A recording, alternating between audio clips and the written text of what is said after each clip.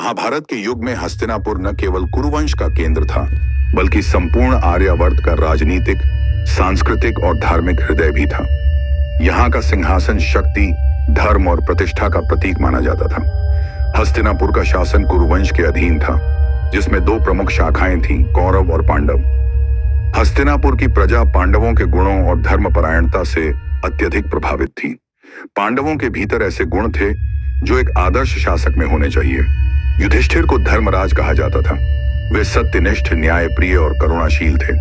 उनकी विनम्रता और निष्पक्षता ने उन्हें जनता के हृदय में आदर दिलाया। उनकी न्याय प्रणाली में सबको समान अधिकार मिलता था और वे धर्म के मार्ग से कभी नहीं डिगते थे। भीम अपनी अपार शक्ति और पराक्रम के लिए विख्यात थे। उनका शौर्य और बल सदैव प्रजा की रक्षा के लिए तत्पर रहता था। युद्ध में उनकी गदा कौशल अतुलनीय था। अर्जुन हस्तिनापुर के सर्वश्रेष्ठ धनुर्धर थे। उनकी वीरता और युद्ध कला ने उन्हें युद्ध क्षेत्र का नायक बना दिया था।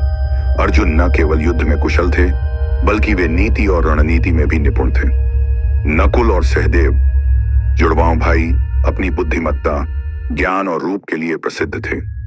नकुल घुड़सवारी और औषधि विज्ञान में निपुण थे, जबकि सहदेव ज्योतिष और नीति में पारंगत थे। माता कुंती की ममता, धैर्य और संयम ने पांडवों को एकजुट रखा।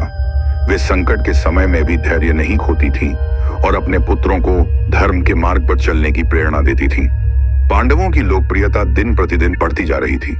हस्तिनापुर की प्रजा उन्हें भावी राजा के रूप में देख रही थी, क्योंकि वे न केवल शक्तिशाली थे, बल्कि धर्म और न्याय के मार्ग पर भी अडिग थे।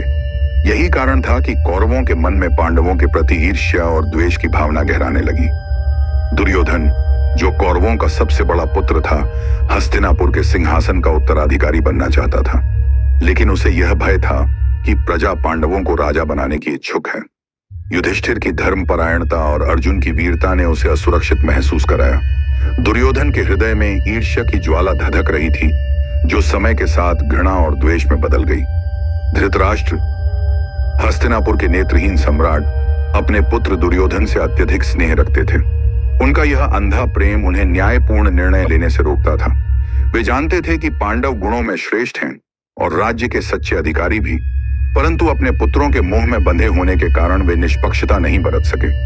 धृतराष्ट्र के मन में सदैव यह द्वंद्व चलता रहता था, एक ओर पिता का प्रेम और दूसरी ओर राजा का धर्म। दुर्योधन की महत्वाकांक्षा को और भड़काया उसके मामा शकुनी ने, जो गांधार नरेश था। शकुनी कूटनीति और छल कपट का माहिर खिलाड़ी था। वह जानता था कि सीधे युद्ध में पांडवों को हराना कठिन है, इसलिए उसने षड्यंत्र और धोखे का मार्ग अपनाने की सलाह दी। शकुनी ने दुर्योधन के भीतर छिपे क्रोध और ईर्ष्या को हथियार बनाया और हस्तिनापुर की राजनीति में कूटनीति का ऐसा जाल बुना, जिसने आगे चलकर महाभारत युद्ध की नींव रखी।